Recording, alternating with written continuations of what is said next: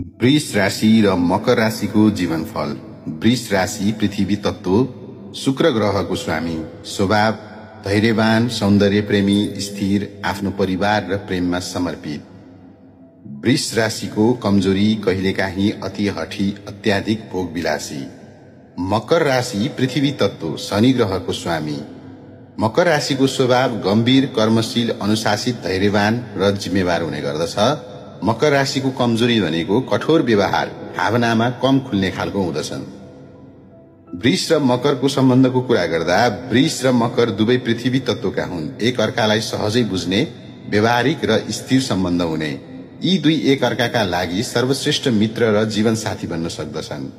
जोडीको कुरा गर्दा वृषको माया र मकरको धैर्य मिलेर दीर्घकालीन सम्बन्ध बनाउँछ। दुवै कर्मशील भएकाले परिवार, सम्पत्ति र नाममा वृद्धि हुन्छ। झगडा केवल हठ र बोलाइको कठोरताका कारण हुन्छ। व्यावसायिक साझेदारीमा यी दुई अत्यन्त सफल हुन्छन्। मकरले योजना बनाउँछ, वृषले लगन साथ काम गर्छ। मिलेर ठूलो सम्पत्ति र स्थायित्व ल्याउने क्षमता एकदम बढी हुन्छ। दुवै स्थिर, भरोसायोग्य र विश्वासिलो। पारिवारिक जीवन सुखी, आर्थिक पक्ष एकदम सबल। जीवनमा ठूलो उपलब्धि हासिल गर्ने क्षमता राख्दछन्। वृष अति भोगविलासी, मकर अत्याधिक कठोर। भावना प्रकट नगर्दा सम्बन्धमा चिसोपन पनि आउन सक्छ। कहिलेकाहीँ हठी स्वभावले सानो कुरा ठूलो विवादमा पनि बदलिन्छ। वृष र मकरको सम्बन्धमा धेरै स्थायित्व हुन्छ, तर बाहिरबाट अरूलाई कहिलेकाहीँ निरस देखिन्छ।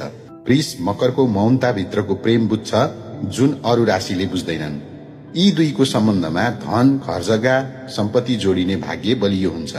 यदि दुवै आध्यात्मिक अभ्यासमा लागे भने एक अर्काका जीवन गुरु बन्न पनि सक्दछन्।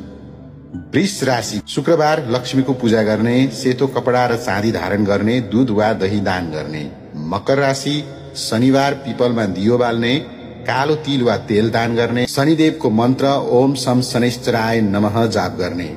संयुक्त रूपमा दुवैले मिलेर शनिबार वा शुक्रबार शिवजी वा विष्णु मन्दिरमा दीप दान गर्नाले सम्बन्ध अझ मजबुत हुँदछ। जय श्री राम।